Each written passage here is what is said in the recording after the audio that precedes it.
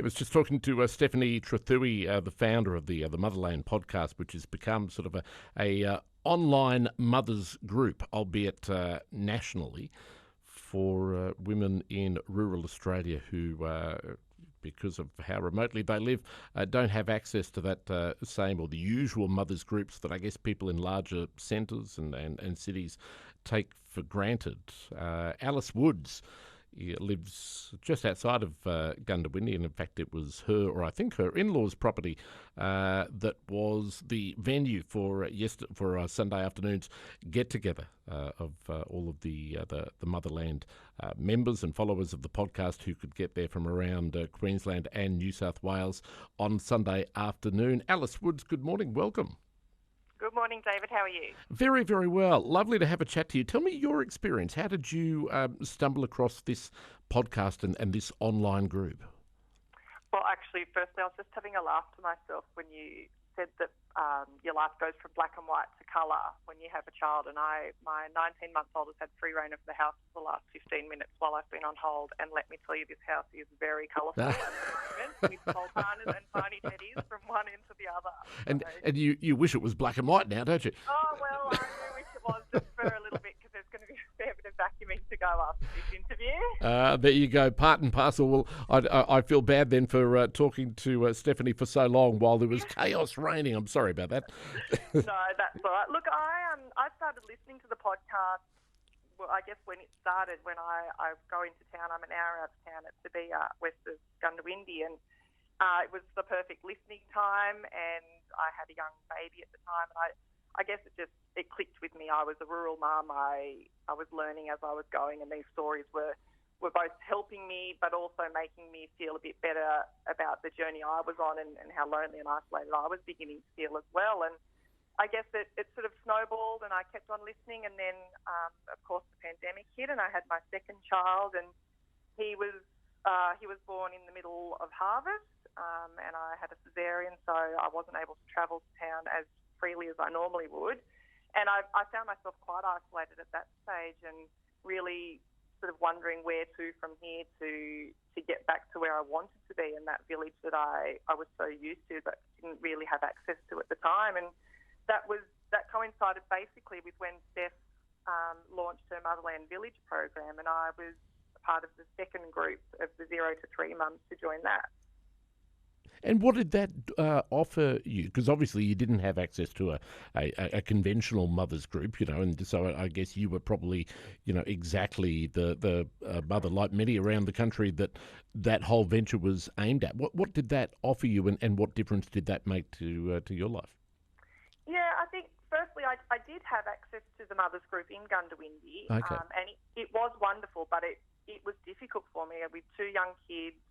It was a busy time on the farm, and with not being able to drive myself, it just was not accessible for me to get to, and not practical. And trying to get there by 9 o'clock on a Tuesday morning just was impossible for me. So while I did have access and I did go to a few, it wasn't giving me really what I needed. But my Motherland Village program group, there were 9 women from across 5 states.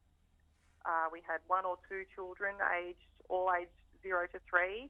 And basically, they just got me. They understood what I was going through.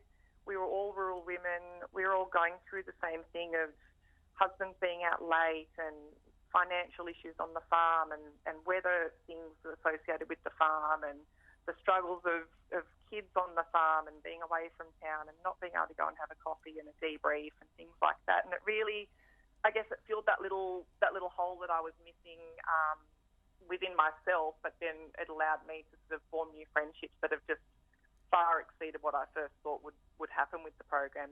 One of the girls actually from my village came down, and I've had 3 days with her over the weekend, and it's been amazing. It's terrific. And so yesterday must have been a real, I guess an emotional thing, but also a bit of an eye-opener for you to, suddenly see, all these women in real life who were in exactly the same situation, only coming together for the same, podcast and the same thing that you stumbled across as well. Yeah, absolutely. At the start of the year, I started working for Motherland as their Queensland ambassador, and one of the first things that we tried to achieve was a fundraiser and to raise awareness for Motherland in this community. And what I thought would start as a small afternoon tea with a few girlfriends quickly blew out. And as you know, with the generosity of rural towns, the sponsorship and funding and raffle prizes that were donated just meant it was going to be a far bigger event than I first imagined. And yeah, we ended up having 140 in my parents' garden, actually, in Gundawindi. And it was just lovely. A lot of the people, or some of the mums there, hadn't heard of Motherland before, so it was their first time actually hearing about the program itself. But a lot of them are listeners and mums themselves, and have probably heard me talk about my story and seen the changes as well. So yeah, it was just a really heartwarming gathering, I think. That's fantastic. And tell me, just lastly, Alice, I'm nearly out of time, but it was an interesting quote reading the story on Stephanie being named Rural Woman of the Year, I think, for Tasmania last year. Or was that nationally? Nationally last year. And someone made the point that what she'd come up with is a new model for postnatal care, which is a major claim. Oh, and clearly it's right. But is this an area that the government or has perhaps overlooked, or is it something that really the governments, whether they be federal, state, or local, can't really do something about? It really takes sort of one woman to see a need, or one person to see a need and create it themselves. Very good question, David. I think the maternal health care nurses, they provide a great care model for mothers and new mothers, but a lot of that, I think, or from my experience, is based around the babies or the kids themselves. And while they are there to support the mothers, at the time your child is the most important thing in your life, and whether your mental health is suffering or not, you're going to put your baby first, and that's what you're going to talk about, and you'll deal with yourself later. And that is just motherhood, I think, in a nutshell.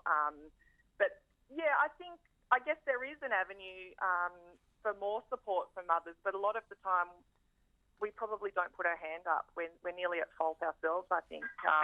I haven't personally suffered from mental health issues like postnatal or anything like that, but I think if I was, it would be a hard thing to go to friends or doctors even in town to admit that, where this, I guess, fills that need without realising, and whether it is something that could be a government-based program as well through the maternal health clinics or something like that. I'm not really sure, but I think such an ad hoc nature as the Motherland Village program has really, it has filled that need that probably wasn't there for a lot of mums.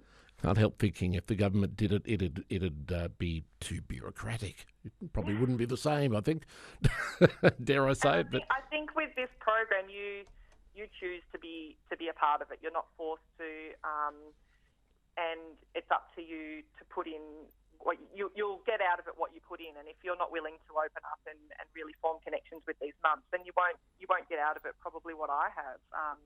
So I think if it's something that's a voluntary thing that you join and you have to put the effort into the program, then I think that's the main reason why we get so much out of it.